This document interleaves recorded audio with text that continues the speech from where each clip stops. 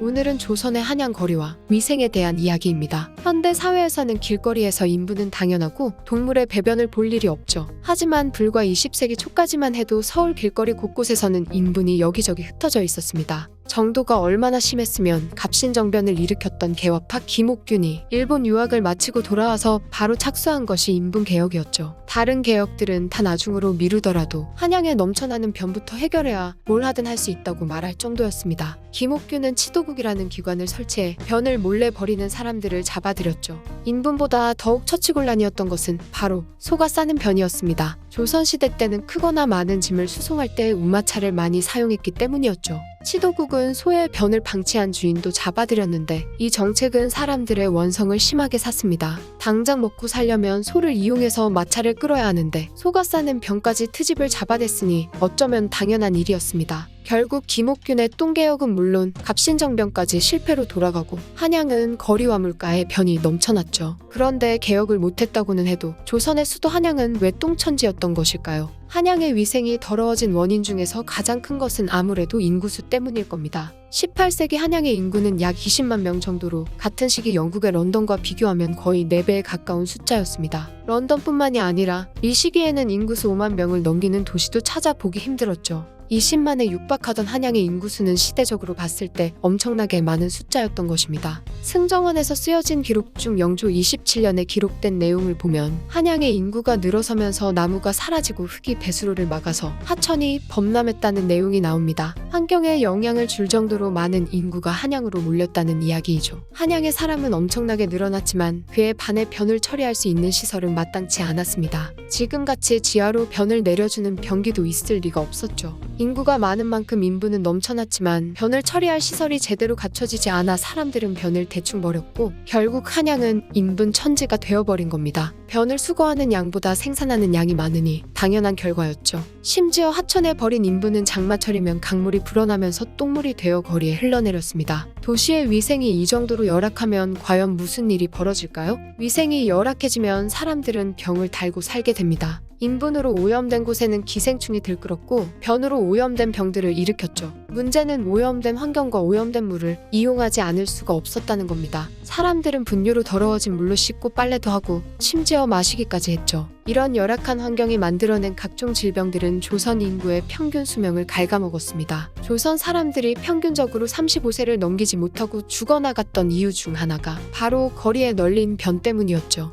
실제로 당시 사람들이 죽어나갔던 결핵이나 천연두 같은 질병들 대부분은 위생이 청결하고 영양분 섭취가 잘 이루어지면 자연적으로 치료될 수 있고 애초에 걸리지도 않을 병들이었습니다. 인간의 수명이 급격하게 높아진 것도 의학적인 발전을 이뤘을 때보다 상하수도나 배설물 처리 시설의 개발이 이뤄졌을 때였죠. 깨끗한 물을 마시고 더럽지 않은 환경에서 활동하면서 병을 이겨낼 수 있었던 겁니다. 다른 개혁보다 위생의 개선이 시급하다고 말하던 김옥균의 주장이 맞았던 거죠. 시간은 흘러 한반도는 일제강점기를 맞이합니다. 일제강점기 당시 경성부의 예산 중 상당 부분이 변을 치우는 데에 들어갔습니다. 경성부는 계속해서 위생 강화를 위한 정책을 펼쳤죠. 배설물을 처리하는 데 수수료를 붙이거나 누구나 변을 청소할 의무를 부여한 조선 우물 소재령이 대표적인 예입니다. 이때부터 거리에서 코를 찌르는 악취가 사라지기 시작했죠. 거리와 물이 깨끗해지기 시작하면서 조선의 평균 수명도 조금씩 올라갔고 20세기를 넘어서는 조선의 평균 수명이 50세까지 늘어나게 됩니다. 여기서 의문점이 하나 생기는데 같은 시기 다른 나라, 다른 도시들은 어땠을까요? 조선이 유난히 더러웠던 걸까요? 결론부터 말씀을 드리자면 그렇지 않습니다. 18세기만 해도 서구권 평균 수명은 조선과 비슷하거나 오히려 더 짧은 경우도 많았죠. 그나마 조선은 한양을 제외한 다른 지역들은 농사를 주로 지으며 살아가던 농경사회였기에 배설물을 비료로 사용해 처리할 수 있었지만 서구권의 국가들은 그렇지 못했습니다. 대부분의 서양 국가에는 집에 화장실이 없어 변을 볼 때는 요강을 사용하거나 그냥 밖에서 처리했죠. 요강에 쌓인 변 역시도 아무데나 버렸고 말입니다. 강이나 길가에 전혀 신경 쓰지 않고 인분을 버렸기 때문에 서구권 국가들의 길거리는 조선보다 심한 악취가 풍기고 있었죠. 그나마도 요강을 들고 밖으로 나가서 배설물을 버리는 사람들은 양심적이라고 부를 수 있을 정도였으니까요. 대부분의 사람들은 그냥 창문을 열고 요강 안에 변을 쏟아버렸죠. 이런 사람들 때문에 길가에는 늘 말라붙은 변이 수두룩했고 길을 걷다가 하늘에서 떨어지는 변을 맞는 경우도 심심치 않게 볼 수 있었습니다. 스페인에서는 아예 인분을 버리는 것이 하나의 풍습으로 자리 잡기도 했는데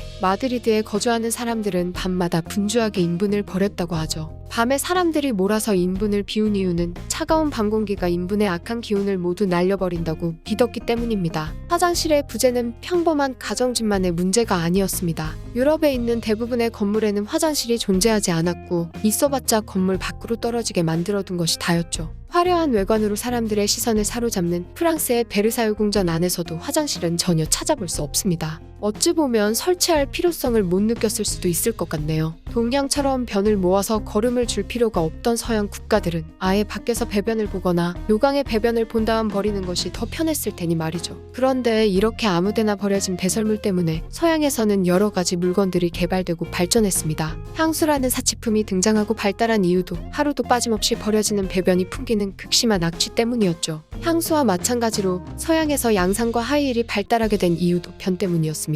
서양 사람들의 수명이 짧았던 원인은 변 때문만이 아니라 잘 씻지 않았던 것도 있습니다. 당연히 잘 씻지 않는 문화 때문에 발달한 물건들도 존재하죠. 유럽에서 그려진 초상화를 보면 가발을 쓰고 있는 모습을 자주 볼 수 있는데 서구권에서 가발이 발달하게 된 것도 사람들이 머리를 잘 감지 않아 늘 머리가 더러웠기 때문입니다. 태양왕으로 군림하던 프랑스의 루이 14세가 엄청난 악취를 풍겼다는 이야기도 자주 들어보셨죠? 프랑스의 왕만 봐도 사람들이 얼마나 씻지 않았는지 알 수 있을 정도입니다. 서양 국가의 수명이 농경을 주로 이루던 아시아 국가들보다 높아지기 시작했던 것은 19세기부터였습니다. 19세기 초부터 서구권 국가들에서는 산업혁명이 일어나기 시작했고 생산률이 높아지며 사람들의 영양 섭취가 엄청나게 개선되었죠. 사람들의 식사에 균형이 생긴 것과 더불어 공중화장실과 배수시설이 발전했고요. 원래부터 의학기술은 서양이 동양보다 뛰어났지만 위생 때문에 늘지 않던 수명이 위생의 개선과 함께 늘어난 겁니다. 길거리에 인분이 널려있는 것은 현재 상상할 수 없다고 생각할 수 있지만 미국의 샌프란시스코는 현재 길거리에서 인분을 쉽게 찾아볼 수 있습니다. 90년대 당시에는 우리나라와 비교도 안 되게 깨끗하던 샌프란시스코의 거리는 이제 곳곳에 변이 깔려있는 장소로 바뀌었죠.